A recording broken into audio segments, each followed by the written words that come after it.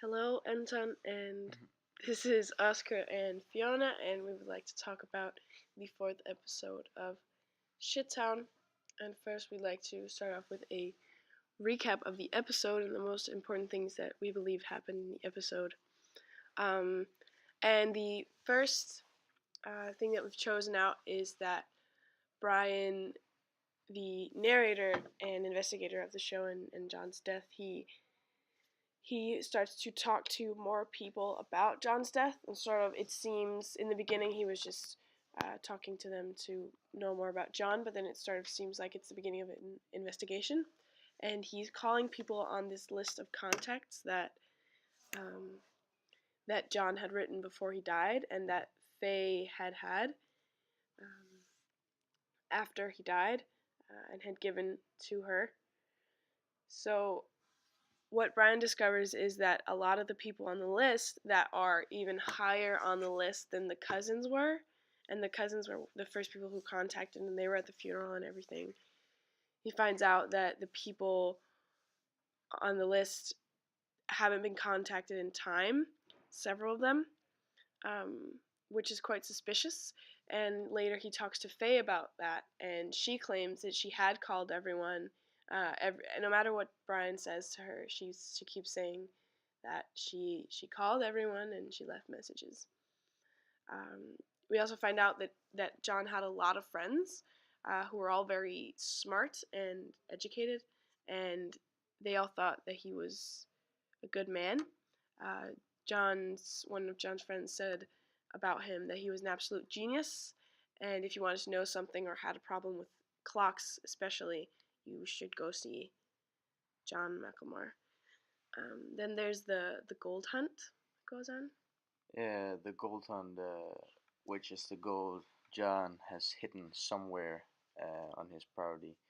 Uh, and Faye tells Brian. Brian, yes, that it was hidden in a freezer in a towel, and but she hasn't looked for it, uh, and she believes that the police hasn't looked for it or hadn't taken it or anything. But then Faye speaks to Rita, and Rita tells Faye that there's nothing in there, and even though Faye hasn't checked herself, so she just believes on what Rita says. And then, So so yeah, we don't know if Rita says there's just nothing in the yeah, freezer, or if she's taken the gold, yeah, or yeah. what's So, up with that. well, everything is kind of very suspicious. Yeah, Yeah. So we don't really know what is going on. Like if the gold is taken yeah, by anyone, or if it even has been there yeah. ever.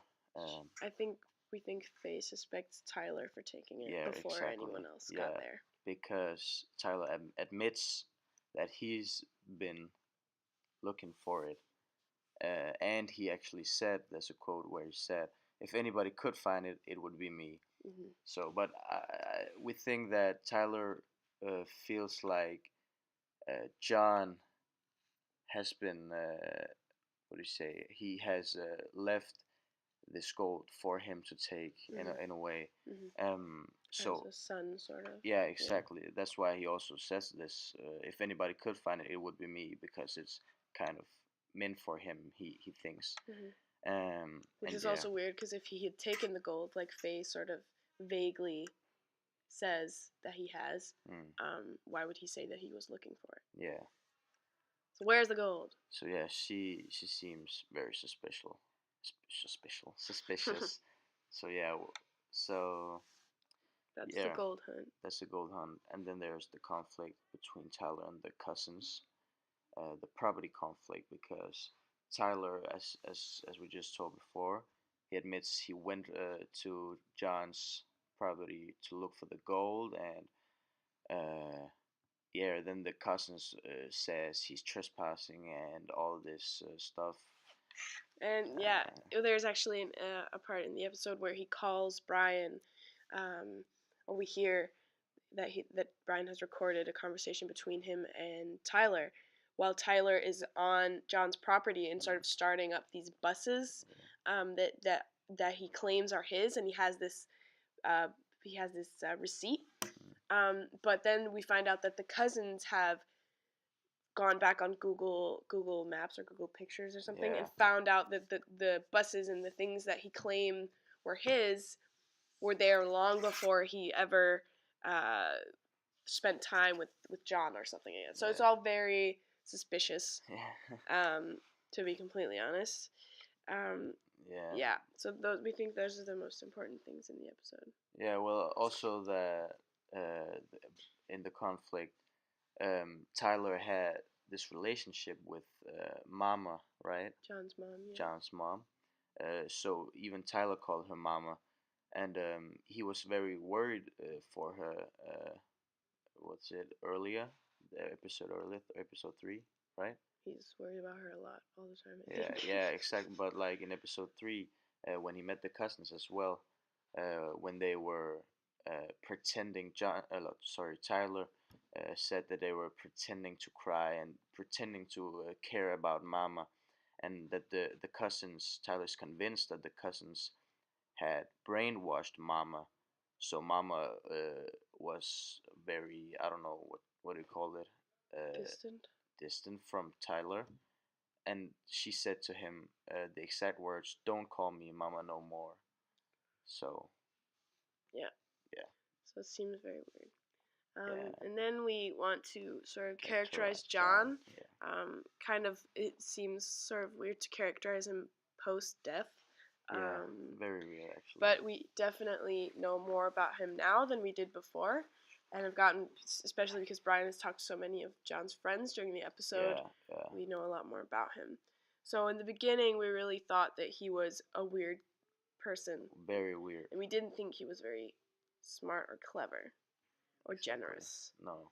But he's definitely all of those things. Yeah, his friends says that as well. They were really, really happy for him and said he was a genius, as Fiona mentioned earlier. We've also talked about, Oscar and I talked about, that John has, like, most people don't know very much about more than one thing. Then you have, like, one specialty. But Brian. John is so clever and smart and had such a, if you could say, a large brain, that he could have so many things in there. For example, he knows so much about horology and is one of the best clock repairs in the whole world, or he was when he was alive. And knows so much about global warming, and he has all of these, so many interests and so many, he's such a complex person. So he was very admired by his friends for that. Yes, he is, indeed. At the same time, he is great. Well, he's kind of this loner, even though he has these friends, many friends who admire him, and all these dogs and his mother. But he feels so lonely, and he is kind of lonely because he kind of, in a way, he makes him, how do you say it? Isolate himself from his friends that he even know, and his mother and his dogs and all that. And because he lives in the woods, in this hidden place where it seems like it's a portal to another world. And so maybe his, like, mental situation is also a part of why he feels so lonely.